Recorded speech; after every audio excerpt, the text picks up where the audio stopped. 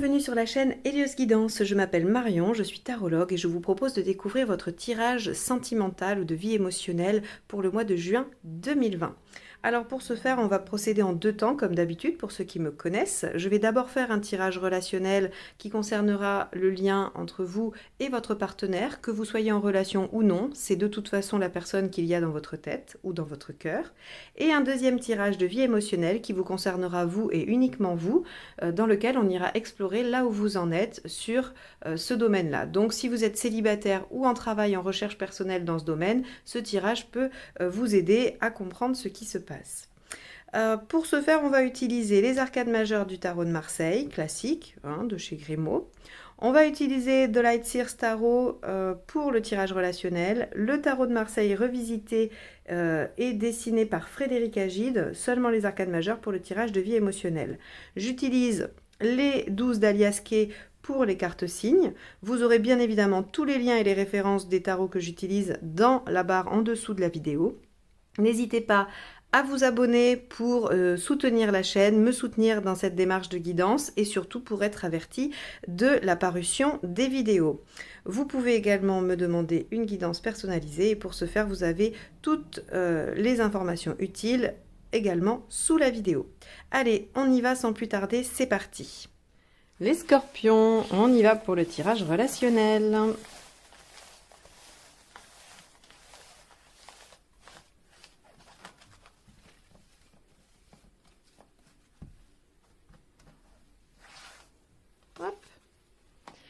Le pape inversé. Alors, le pape inversé vient nous parler d'émancipation. On ne demande plus conseil à personne, on se suit soi-même, on n'a vraiment pas besoin de l'appui des autres. Alors, on va voir comment ça se manifeste dans cette relation. Allez, c'est parti avec l'état d'esprit du partenaire.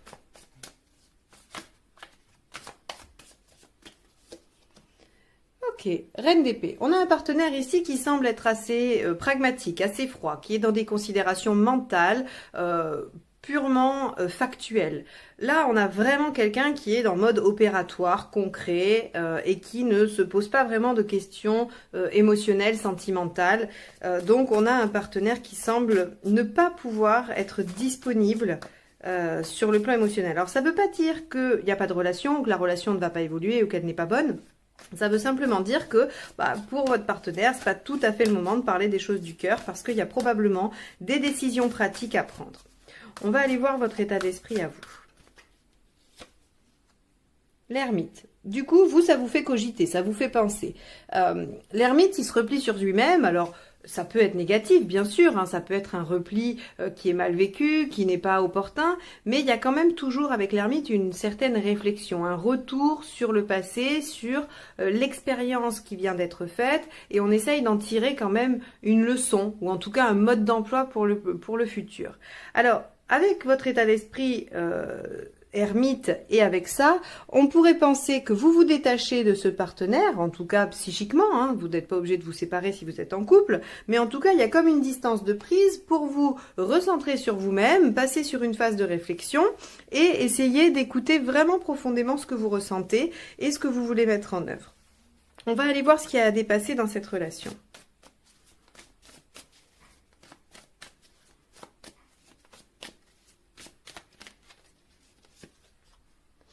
Le futur. Ok. Le 3 de bâton, c'est la projection sur le futur.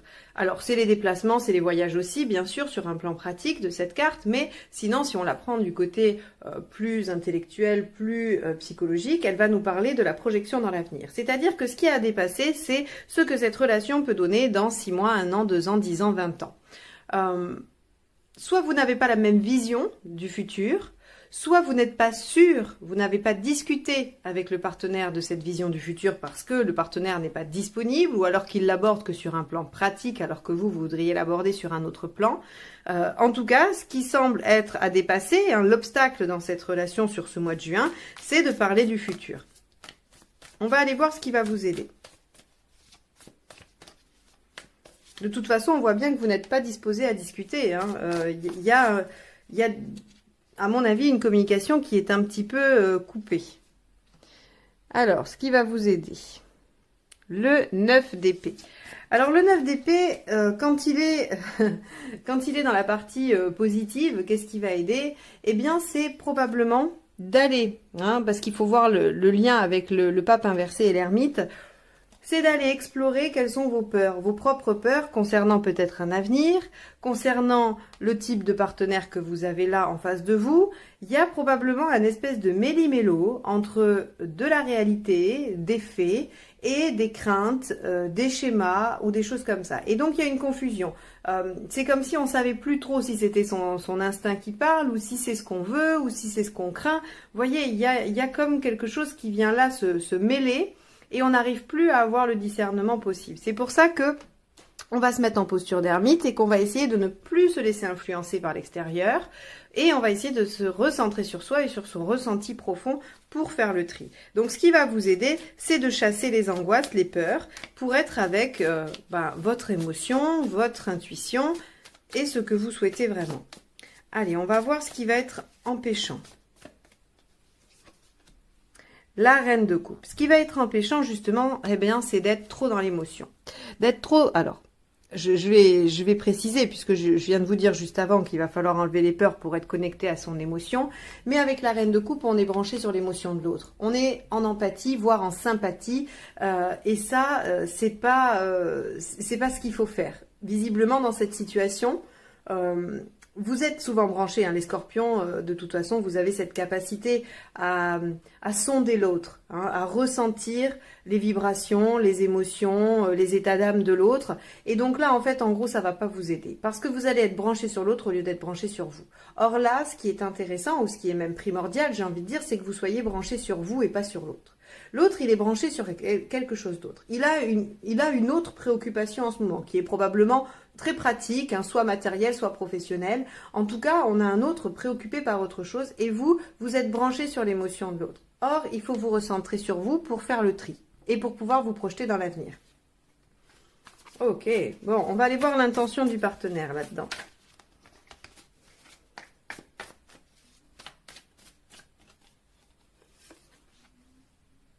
Bon, on a vraiment un partenaire qui semble tourmenté. Hein. Avec le 5 de coupe, le partenaire se demande ce qu'il doit laisser derrière lui, s'il doit terminer quelque chose. Alors la relation peut-être, ou d'autres choses de la relation, des projets, des comportements. Là, ça va être vraiment au cas par cas, hein, selon votre situation. Mais avec le 5 de coupe, on a un partenaire qui réfléchit froidement au fait de laisser tomber. Au fait de laisser ça derrière lui. Et vous êtes branché sur l'émotion de l'autre, donc ça vous crée probablement des angoisses qu'il faut lâcher pour vous recentrer sur ce que vous voulez vraiment et pour que vous puissiez être d'accord sur l'avenir de cette relation. Ok. Alors, votre intention à vous. C'est pas un tirage globe, hein, quand même. Hein. Les scorpions, le mois de juin, il va pas être funny. Bon, ça arrive. Hein. On va aller voir ce qui va être intéressant, c'est surtout de développer les conseils pour que vous puissiez déjouer ça, hein, parce que le tarot, comme je l'explique dans certaines vidéos, vous propose un contexte, enfin en tout cas vous dit un contexte qui va se présenter à vous, mais là où le libre arbitre intervient, c'est que vous pouvez y réagir de la façon que vous souhaitez. C'est-à-dire que vous pouvez décider que ce que je dis là ne vous convient pas et essayer d'influer pour que ça n'arrive pas ou pour que ça se produise différemment ou pour que ça ait une résolution différente. Allez, on va voir votre intention. De tempérer. Donc vous, il y a quand même quelque chose qui fait que cette situation-là, vous la sentez pas forcément tout à fait bien stable, hein, ou en tout cas sécure. Et avec ce 2 de pentacle, on voit que vous essayez de ménager la chèvre et le chou, que vous essayez de tempérer les choses et de faire tenir la relation probablement, hein, jusqu'au bout. C'est-à-dire que vous la portez à bout de bras. Bon, on va essayer d'aller voir la résultante, où on en est à la fin du mois. Ah, le partenaire des scorpions, il est pas cool du tout là, hein, sur ce mois. Hein. Alors, ça peut être des préoccupations professionnelles, donc en fait ça peut être que passager. Parce que là, j'ai rien qui m'indique une rupture, on est bien d'accord. C'est juste qu'on a un partenaire qui semble un petit peu focalisé et qui se demande s'il va pas laisser tomber quelque chose. Mais on n'en est qu'au stade du questionnement, on n'en est pas à l'action. On va voir la dernière carte, hein, celle de la résultante. Le page de Pentacle, ok. C'est bien parce que le page de Pentacle, il nous dit qu'on repart un peu à zéro, mais que quand même, c'est prometteur. Hein. Le page de Pentacle, c'est le début, c'est balbutiant, c'est voilà, il y a quelque chose qui recommence pour certains ou qui commence pour d'autres, mais c'est tout petit, mais au moins on repart de zéro et à mon avis on peut rentrer dans la projection. Donc on va avoir un mois de juin probablement un peu difficile où on va avoir certaines angoisses, des craintes par rapport à un partenaire qui semble être peu disponible et donc on va essayer de maintenir un statu quo, quelque chose qui va faire tenir la relation le temps de l'orage et après on a quand même un petit renouveau sur la fin du mois qui nous permet probablement d'y voir plus clair. Alors, les conseils. Ok, 7 de Pentacle. On va les sortir tous les trois. Je vais faire une interprétation groupée. Ouais, le 4 d'épée, d'accord. Ok, bien. Alors, ce qu'on vous dit ici dans les conseils, c'est que pour traverser ce mois de juin qui va être peut-être un petit peu difficile ou en tout cas qui va vous mettre le doute hein, sur la relation, eh bien c'est de vous dire que vous finirez par récolter les fruits avec le 7 de Pentacle des investissements que vous avez fournis, des efforts que vous avez faits. Il est temps de faire une pause, en tout cas de vous reposer, puisque le partenaire n'est pas disponible. Vous pouvez prendre ce temps-là pour travailler sur vos angoisses et essayer de vous émanciper un peu. Avec ce cavalier de coupe, on vous dit de rester centré sur ce que vous ressentez pour votre partenaire. Pardon, celle-là n'a pas voulu sortir cette phrase. On vous demande pas de vous brancher sur l'autre. On vous demande de vous brancher sur ce que vous ressentez et de vous nourrir de ça. D'accord? Pour ce mois de juin, pour traverser la période un peu délicate. Quoi qu'il en soit, pour moi, il n'y a pas vraiment de risque dans cette relation. Elle n'est pas en danger réel. C'est-à-dire que si vous arrivez à concevoir que ça puisse être un moment de turbulence, un moment un peu de vide, parce qu'on a un partenaire qui se soucie d'autre chose, parce qu'il a autre chose à faire en ce moment, ça peut très bien passer assez vite et presque inaperçu, puisqu'après on redémarre sur d'autres bases, on redémarre quelque chose, le partenaire doit finalement avoir résolu ses difficultés où il est revenu un peu plus connecté à lui, et du coup on arrive à redémarrer. Parce que là on vous dirait pas de rester concentré sur vos sentiments, d'attendre simplement de vous reposer ou de faire une pause hein, dans vos efforts ou dans vos démarches, et d'attendre la récolte, on vous dirait pas ça sinon. Hein. Donc on est d'accord que il faut courber un peu l'échine sur le mois de juin. Alors j'aime beaucoup une phrase que j'avais vue un jour écrite en salle de réunion. J'avais été invitée à une réunion quelque part à l'extérieur et ils avaient ça sur leur mur. Et j'ai adoré cette phrase, je vous la donne.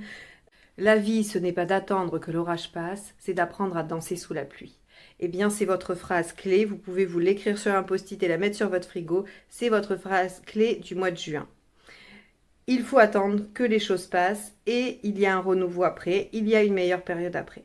Pour vous les scorpions, ce mois de juin ne sera pas des plus agréables, mais au moins ce tirage, même s'il n'est pas très positif, s'il peut en décourager certains, il a au moins le mérite de vous faire anticiper la situation et de ne pas vous plonger dans un désespoir ou dans une angoisse profonde, parce que ça pourrait, c'est-à-dire que vous pourriez vraiment paniquer hein, et partir dans quelque chose de très angoissant, essayer de vous brancher sur l'autre pour ramener coûte que coûte la situation, alors que là on vous dit laissez faire, le partenaire va se reconnecter de lui-même, faites quelque chose qui permet de maintenir un espèce de statu quo, mais ne vous désespérez pas, ne vous inquiétez pas, la relation en elle-même n'est pas en danger. Voilà pour vous les scorpions qui êtes en relation. Pour ceux qui s'arrêtent là, je vous remercie de m'avoir écouté. Je vous souhaite un mois de juin du mieux possible, on va dire. Hein. Et pour les autres, on va partir sur le tirage de vie émotionnelle pour toute personne célibataire ou qui est en recherche dans ce domaine-là. Allez, c'est parti.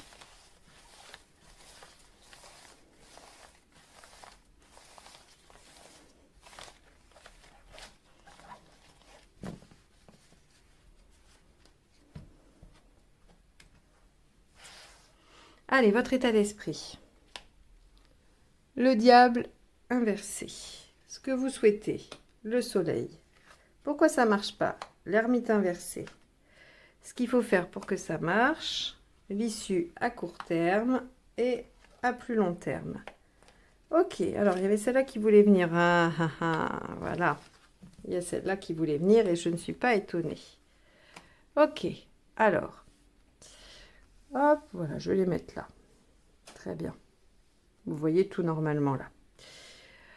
Alors, le diable inversé dans votre état d'esprit nous dit que vous avez envie de vous satisfaire de peu. Vous n'êtes pas dans la superficialité, vous êtes même plutôt dans une dynamique d'ascétisme où voilà, on va dire les relations superficielles, les choses très futiles ne vous intéressent pas. Vous êtes dans une dynamique de revenir à l'essentiel.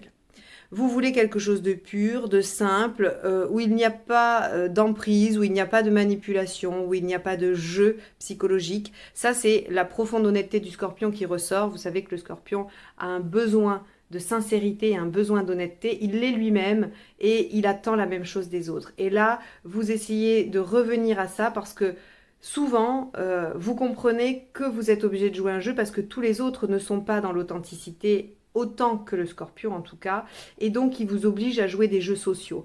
Et là, vous avez visiblement dans votre état d'esprit ce besoin fondamental de revenir à votre nature profonde qui est l'authenticité et finalement la simplicité. Ce que vous souhaitez, c'est le soleil. C'est revenir à une joie de l'instant présent. Alors bien sûr, ça représente le couple. Vous avez envie de fonder un couple, vous avez envie d'être avec quelqu'un et vous avez envie du bonheur dans ce lien-là. Mais surtout, vous avez, avec ce diable inversé, envie de revenir à des choses très simples. Vous avez envie du bonheur du quotidien. Alors, pourquoi ça ne marche pas? L'ermite inversé nous dit parce qu'il y a dispersion. Il y a dispersion de l'énergie, il y a dispersion des communications. C'est comme si vous alliez un petit peu dans toutes les directions et que vous n'en visiez pas une. Donc ce qui enlève tout le côté simple à la chose et qui rajoute beaucoup de complexité et beaucoup de données. Donc on vous dit, bien, sortez de vos marques, sortez des bases que vous avez construites. Donc là, vraiment, on va vous demander un effort de modification d'habitude, de comportement. Quand l'empereur est inversé, c'est vraiment le conseil, c'est de ne pas agir comme d'habitude, de ne pas persévérer dans des comportements qui ne fonctionneraient pas ou de ne pas continuer. Là encore, une phrase, alors vous allez vous dire que je suis pleine de phrases ou de maximes, mais en tout cas, ça tombe sur vous, désolé. Mais celle-ci, je l'aime beaucoup aussi. Toujours plus de la même chose donne toujours plus du même résultat. C'est très clair. C'est-à-dire que là, l'empereur, il vous dit, on va arrêter de fonctionner comme d'habitude, comme toujours, parce que c'est comme ça qu'on fait. Non, ça, il faut arrêter. La dispersion, parce que là aussi, le scorpion peut aller sonder plein de choses, il peut être curieux, il peut s'intéresser à un tas de gens, un tas de choses. Et là, on vous dit non, la dispersion ne vous permet pas de réaliser ce que vous souhaitez. Donc là, on vous dit, bah, stop, on arrête, on fonctionne plus comme on faisait avant. Et ce qui fait qu'à court terme, il y a une évolution, il y a des choses qui bougent, il y a comme une roue qui s'enclenche et qui nous amène à l'étape d'après. C'est quoi l'étape d'après? Alors c'est intéressant parce que quand j'ai vu le pendu, j'ai pris celle-ci alors qu'il y en a une autre qui s'extrayait du jeu et du coup je l'ai sortie. Vous savez que le pendu est aussi la carte qui représente les liens. Les liens un peu supérieurs, les liens affectifs. C'est quand même dans le tarot aussi une carte qui nous parle de relations, de liens. Alors on peut parler de liens d'âme ou peu importe, mais c'est le lien. Et je ressors par-dessus l'amoureux. C'était cette carte qui voulait sortir. Donc on vous dit bien que finalement, de lâcher ces fonctionnements habituels de dispersion vous amène petit à petit à la réalisation de ce que vous souhaitez. Excusez-moi, c'était un éternuement. Donc, finalement, vous avez tout à gagner et c'est comme un déclic. Il y a vraiment quelque chose qui fait, hop, je passe en empereur inversé et paf, la roue de fortune, la roue s'enclenche, les choses évoluent et m'amènent au lien, au beau lien que je veux, au lien pur et sincère, authentique. Parce que le pendu et l'amoureux, clairement, on va être dans un lien pur, un lien d'âme. Donc, cette dynamique d'ascétisme, de retour aux sources, avec cet instant présent, cette joie, cette acceptation de ce qui est comme le bonheur, eh bien, vous permet, si vous restez dans ça et que vous ne vous dispersez pas, eh bien, vous permet d'avancer vers un épanouissement émotionnel et sentimental. Donc, les scorpions, ce mois-ci, on lâche des anciens cheminements, des anciens comportements, on ne fait plus comme avant, on suit son intuition, ou en tout cas sa volonté, hein, son état d'esprit et ce que l'on souhaite, et on agit en accord avec ça. Et on ne se disperse pas. Ok, bon, et ben les scorpions pour ce mois de juin, les scorpions célibataires ou en travail, il y a quand même de belles choses qui arrivent parce qu'on obtient l'épanouissement à moyen terme, on va dire, hein. Donc c'est plutôt pas mal. En tout cas, sur ce mois de juin, il y a des avancées.